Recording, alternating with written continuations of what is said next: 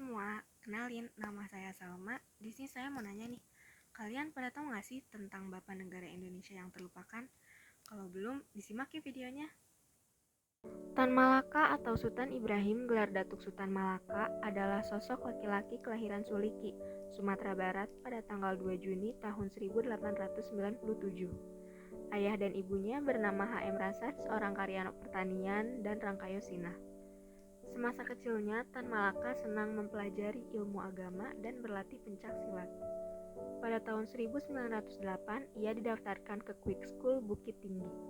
Setelah lulus dari sekolahnya, pada tahun 1913, ia menerima gelar Datuk. Selama kuliah, pengetahuannya tentang revolusi mulai muncul dan meningkat setelah membaca buku The French Revolution yang ia dapatkan dari seseorang sebelum keberangkatannya ke Belanda. Setelah revolusi Rusia pada Oktober 1917, ia mulai tertarik mempelajari paham sosialisme dan juga komunisme. Sejak saat itu, ia sering membaca buku-buku karya Friedrich Engels dan Vladimir Lenin.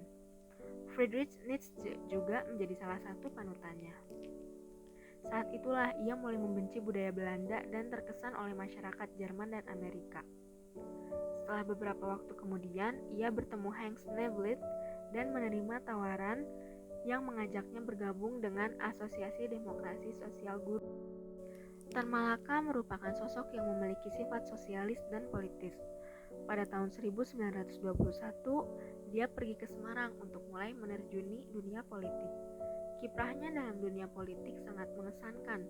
Hal ini didukung dengan pemikiran Tan Malaka yang berbobot dan berperan besar dalam sejarah perjuangan kemerdekaan Indonesia.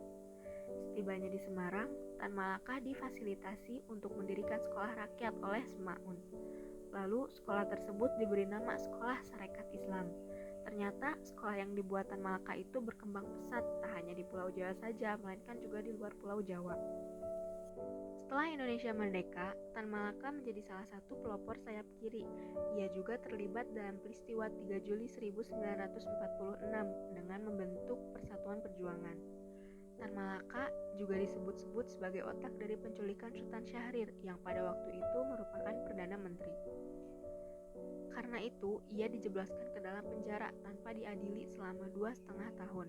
Setelah meletus pemberontakan PKI di Madiun, September 1948, dengan pimpinan Musso dan Amir Syarifuddin, Tan Malaka dikeluarkan begitu saja dari penjara.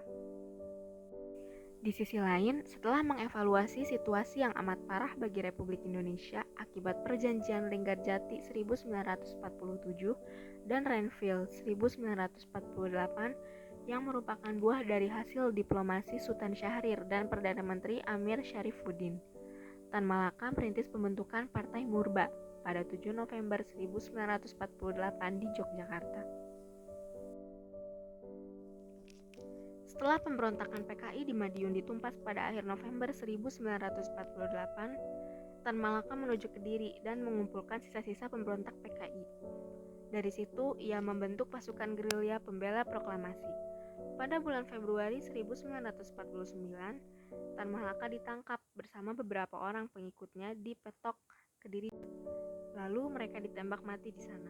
Tidak ada satupun pihak yang tahu pasti di mana makam Tan Malaka dan siapa yang menangkap dan menembak mati dirinya dan pengikutnya.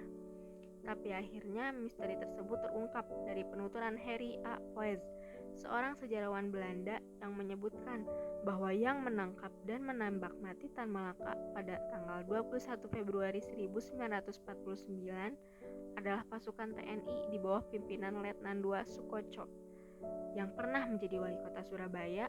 Batalion tersebut di bawah komando Brigade S yang panglimanya adalah Letkol Surahmat dari Batalion Sikatan, Divisi Brawijaya. Keputusan Presiden RI nomor 53 yang ditandatangani oleh Presiden Soekarno pada 28 Maret 1963 menetapkan Tan Malaka sebagai pahlawan nasional. Ada beberapa karya terbaik peninggalan Tan Malaka, contohnya Madilog, Gerpelok, dan Menuju Merdeka 100%.